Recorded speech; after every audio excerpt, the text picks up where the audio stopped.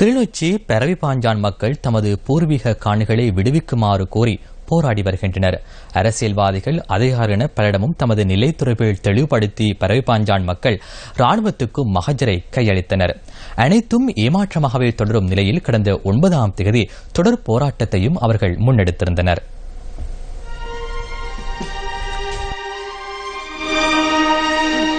குறித்த பகுதிக்கு வருகை தந்த மேலதிக அரசாங்க அதிபரிடம் மகஜரை கையளித்த மக்கள் மேலதிக அரசாங்க அதிபரின் வேண்டுகோளிற்கு அமைய காத்திருப்பை கடைபிடிக்கின்றனர்.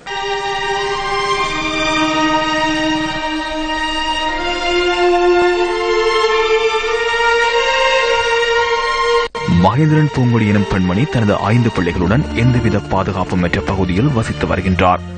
தமது காணியை மீட்டு தந்தால் தமது வாழ்வில் மீழ்ச்சி ஏற்படும் எனவும் இந்த பெண்மணி தெரிவிக்கின்றார்.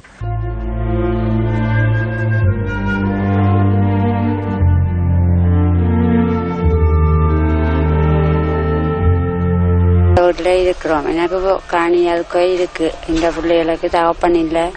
அதுக்கு ஒரு பிறப்பு காணி எனக்கு இருக்கு. எனக்கு 5 பிள்ளைகள், பெண் பிள்ளைகள். அப்ப எனக்கு அந்த காணியை விட்டா பெரிய ஒரு உதவியா இருக்கும். நான் கூலி வேலை செய்துதான் இந்த பிள்ளைகளை வளர்த்து கொண்டிருக்கிறேன். இதுக்குள்ளேயும் எனக்கு ஒரு வீடும் இல்லை. இந்த வீடு இப்படித்தான் இருக்கு.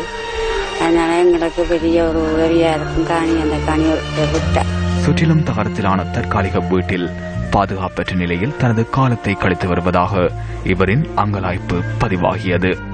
இந்த கிணறு 1954ஆம் ஆண்டு பரவிப்பாஞ்சான் மக்களுடைய குடிநீர் தேவையை பூர்த்தி செய்து கொடுப்பதற்காக அமைக்கப்பட்ட ஒன்றாகும். இவ்வாறு வரலாற்று விழுமியம் கொண்ட பல்வேறு அம்சங்களோடு வாழ்ந்த இப்பகுதி மக்கள் இன்று உறவினர் வீடுகளிலும் வாடகை வீடுகளிலும் கிளிநொச்சி, வவுனியா, முல்லைத்தீவு, யாழ்ப்பாணம் என பல்வேறுபட்ட பகுதிகளிலே தங்களுடைய வாழ்க்கையை கொண்டு நடத்தி கொண்டிருக்கின்றார்கள். அது நியூஸ் செய்திகளுக்காக கிளிநொச்சியிலிருந்து சப்த சங்கரி.